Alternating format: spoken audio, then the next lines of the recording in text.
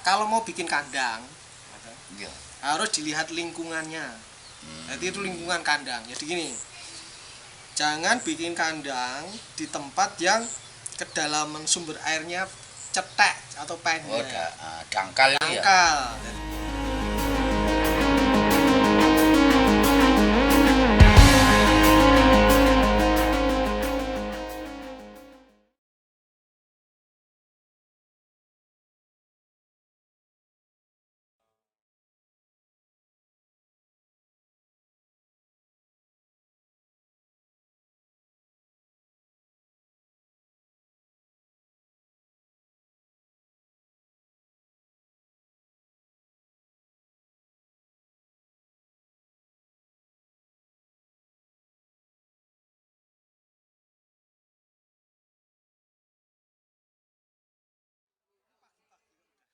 Lah ya mumpung masih hari libur ya mutar-mutar ini ketemu Pak Di. Ini loh mau tanya ini loh, Pak. Itu ada saya sering di pitakonan pertanyaan. Oh, temen ada yang tanya. Iku maunya sih ya pelihara hewan. Tapi pernah coba kambing baru mati. Ayam sering mati. Terus tuh sapi. Nah, itu kok mati. Apa memang itu tangane aku ya, oh ora cocok iku kowe ya. Panas tangannya ya. Panas tangannya itu gak cocok untuk beternak ya. Lah itu apa kutukan apa-apa ini lah itu loh penyebab. Ya saya kira itu pasti ada faktor X yang belum terungkap ini loh. Mungkin nggak ada sesaji untuk Nyai Roro Kidul. Lah, makanya itu ya. yang pasti ya mungkin dia tidak cocok atau gimana kok ya saya kurang tahu. Ini kalau magic apa itu klinik saya nggak tahu. Nah iya, ini cuma teknis humuran aja. Ini. Teknis ya, kalau teknis gini Om. Jadi kan orang berpikir kalau pelihara sapi mati itu penyakit berlapisan. Nah iya. Pelihara kerbau, pelihara ayam banyak matinya, orang berpikirnya penyakit. Nah iya. Padahal kematian karena penyakit itu kecil. Nah iya, makanya mungkin itu ada faktor X yang belum diketahui atau belum terungkap itu Kalau apa? Kalau pengalaman saya keluar masuk kandang ya, dulu kan pernah jadi sales obat saya kan. Oh iya. Keluar masuk, dulu banget. Iya. Terus kita juga pernah punya kandang sendiri. Nah terus sekarang saya kan di pemerintahan ini, keluar masuk kandang sapi ya kan. Iya. Jadi kesimpulan saya loh ya, kalau kesimpulan yang lain ya monggo. Ya mungkin bisa juga itu ya. Kesimpulan saya jadi gini, kematian itu kebanyakan tidak disebabkan penyakit, tetapi disebabkan oleh kandang. Oh, faktor kandang. Kandang, kandang tapi bukan kandangnya. Iya. Pertama gini Om, kalau mau bikin kandang, harus dilihat lingkungannya.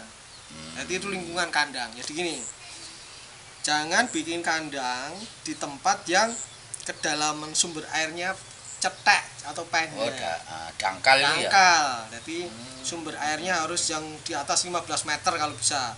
Ya 10 meter lah paling dangkal. Iya. Karena apa?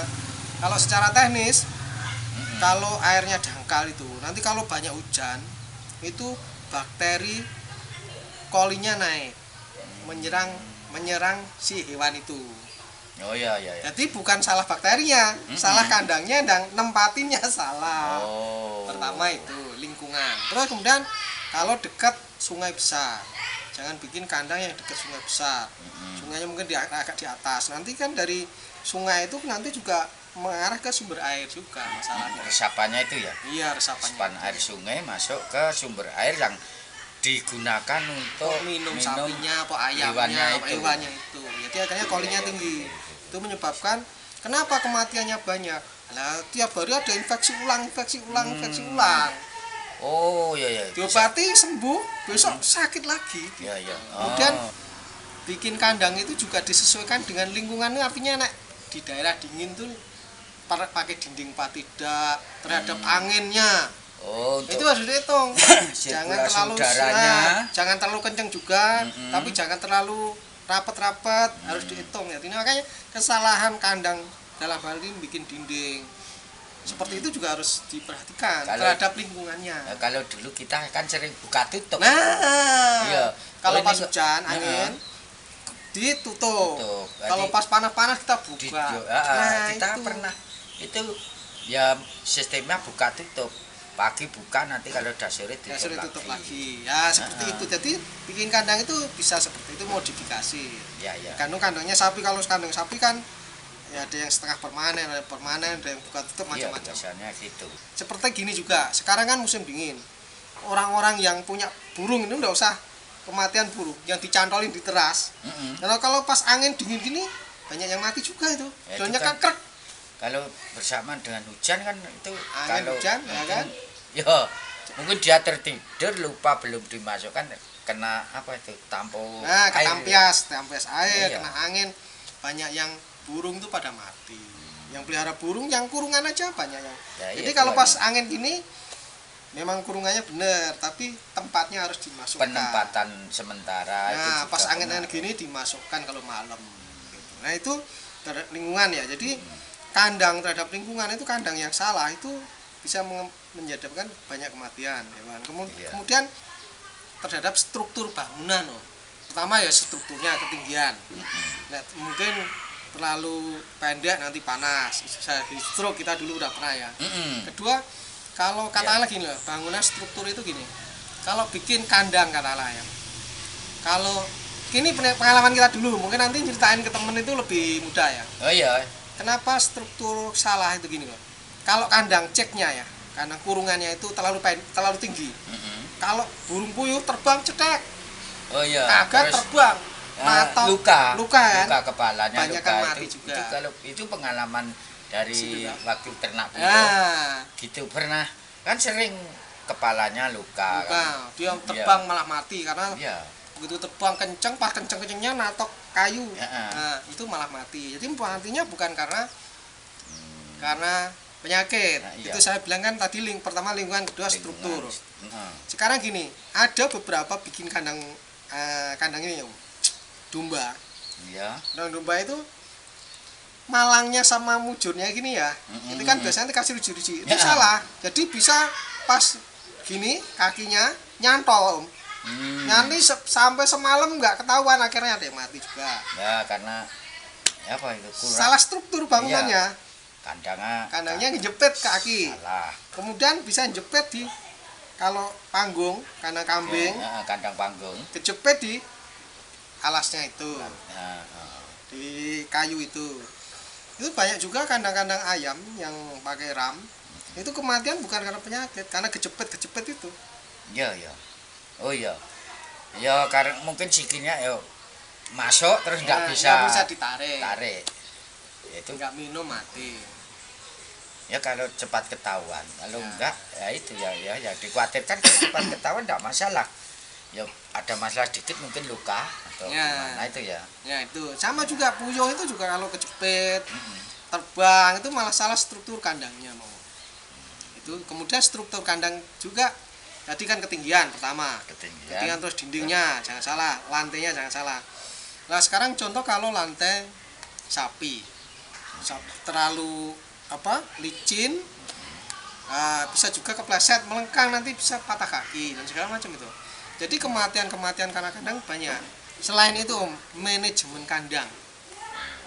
Manajemen kandang itu maksudnya menempatkan kandang pertama itu membujurnya ke arah mana, itu penting. Jadi katakanlah kalau pengalaman dulu kan saya sering masuk kandang itu, ada temen yang di kandang itu bikin penelitian.